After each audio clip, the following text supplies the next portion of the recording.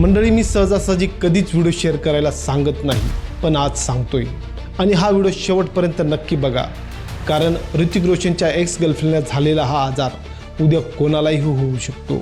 आणि धक्कादायक गोष्ट म्हणजे हा आजार तुमच्या रोजच्या जेवणातून शरीरात येतो. पण हा आजार नक्की काय आहे, तो कसा होतो आणि आपल्यालाही होऊ शकतो का, तसेच WHO गाईडलाईन काय आहे, आज आपण हे सगळं डिटेलमध्ये समजून घेणार आहोत. म्हणून व्हिडिओ शेवटपर्यंत बघा आणि अशाच महत्त्वाच्या माहितीपूर्ण व्हिडिओसाठी चॅनलला सबस्क्राईब करा. नमस्कार, मी कैलास आणि तुम्ही बघताय नमस्ते महाराष्ट्र. मंडळी, ऋतिक रोशनची एक्स गर्लफ्रेंड सबा आझादला एक परजीवीजन्य आजार झाला होता. हा आजार होतो एका सूक्ष्म जीवाणूमुळे, ज्याचं नाव आहे सायक्लोस्पोरा कायटेनिस. आणि याचे जंतू इतके सूक्ष्म असतात की ते आपल्या डोळ्यांनाही दिसत नाही, पण शरीरात गेल्यावर ते थेट आतड्यांवर अटॅक करतात. मंडळी, हा आजार कशामुळे होतो हे समजून घेणं खूप महत्त्वाचं आहे. जसे की दूषित पाणी पिल्याने, व्यवस्थित न धुतलेली फळं खाल्ल्याने, तसेच बाहेरचं रो सलाड खाल्ल्याने देखील हे जंतू आपल्या शरीरात प्रवेश करतात. विशेषतः रस्त्यावर कापलेली फळं, नीट स्वच्छ न केलेल्या भाजीपाला, अनहायजेनिक ठिकाणी बनवलेलं अन्न, या सर्व कारणांनी सुद्धा या आजाराचे आपण शिकार होऊ शकतो.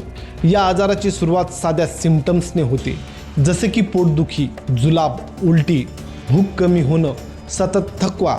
यांच्यापैकी काही लक्षणं असली तर अजिबात दुर्लक्ष करू नका. आणि जर वेळेवर उपचार झाले नाही तर ही लक्षणं वाढत जातात आणि आजाराचे परिणाम गंभीर स्वरूपात होतात. या आजाराचे परिणाम काय आहेत ते पण समजून घेऊ. सुरुवातीला हा आजार फारसा गंभीर वाटत नाही, पण जसजसा वाढत जातो तसे शरीरातले पाणी कमी होते, म्हणजेच डिहायड्रेशन, आणि वजन झपाट्याने कमी होतं. शरीर पूर्णपणे कमजोर होतं आणि काही केसेसमध्ये रिकव्हरीला खूप वेळ लागू शकतो.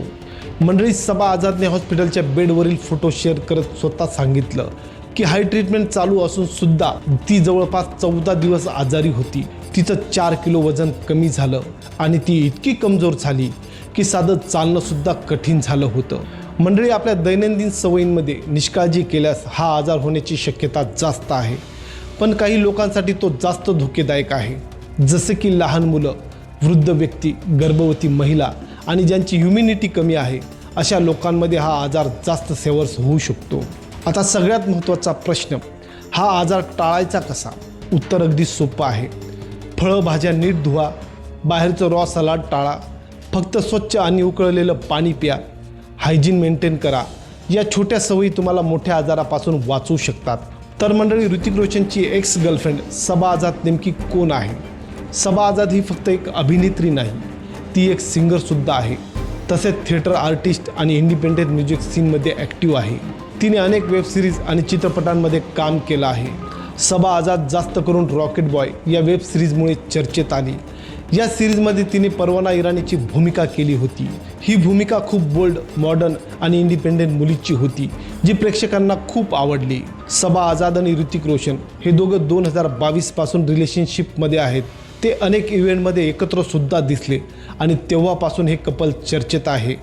मंडळी, ही गोष्ट फक्त एका अभिनेत्रीची नाही, हा एक रिमाइंडर आहे. आपण रोज जे खातो त्याकडे आपण किती दुर्लक्ष करतो आणि त्यातूनच असे आजार निर्माण होतात. मोठे आजार अचानक होत नाही, ते आपल्या रोजच्या छोट्या छोट्या सवयींमधून सुरुवात होते.